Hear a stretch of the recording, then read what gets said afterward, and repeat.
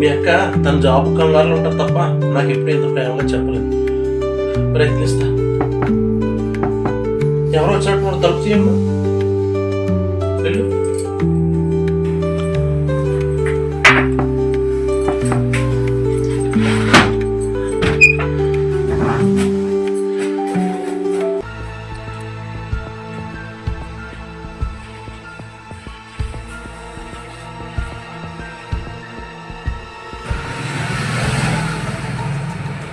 ఎవరు అమ్మాయి ఎంత అందంగా ఉంది? మీ ఆవిడ లేదని ఎవరినైనా తీసుకుని తెచ్చుకున్నావు నువ్వు? ఎవరు బాగానేనా మంచి చెడు లేకుండా ఎలా మాట్లాడుతున్నారు? ఆయన మా చిన్నాళ్ళే, కాస్త నా మీద అనుమానం ఎక్కువ. ఏంటి బాబాయ్ సంగతిలో వెళ్ళవచ్చు? ఏముంది పని? నీకు ఒంట్లో బాగుందని తెలిసి చూసిపోదామని వచ్చాను రా. చూసి ఇక్కడ నువ్వు నీ భర్తలతో చాలా హ్యాపీగా ఉన్నావు లే నువ్వు. సరే నేను నీకు అడ్డు వెళ్తానులే. కానీ ఉంటా ఇంకా వెళ్తానులే.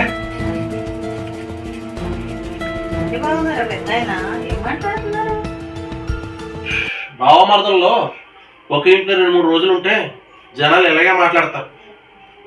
ఏం చేస్తాం, మన వరుస అలాంటిది. ఏంటి బావగారు, ఒకే ఇంట్లో బావమరదళ్ళు ఉన్నంత మాత్రాన తప్పుగా ఆలోచించటమేనా? అంటే బావమరదళ్ళు వరుస అంటేనే తప్పుగా ఆలోచిస్తారు ఈ లోకం.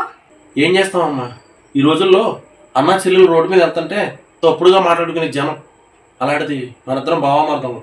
ఆ పెద్దదన్న అన్న దాంట్లో తప్పు ఉందో ఒప్పు ఉందో ఏం చేస్తాం, ఇంకా వాళ్ళని మనం మార్చలేం. సర్లేండి బావగారు, మీకోసం టిఫిన్ తీసుకొస్తాను వెళ్ళి. సరేనమ్మా.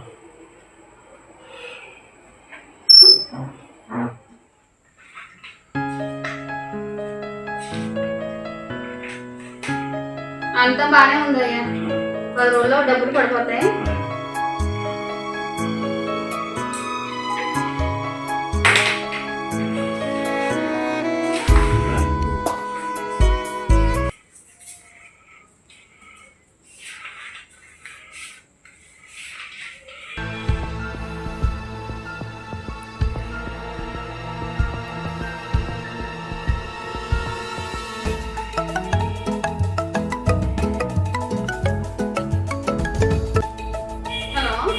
దేవి, నేనమ్మా సినిమా గారు మాట్లాడుతున్నాను.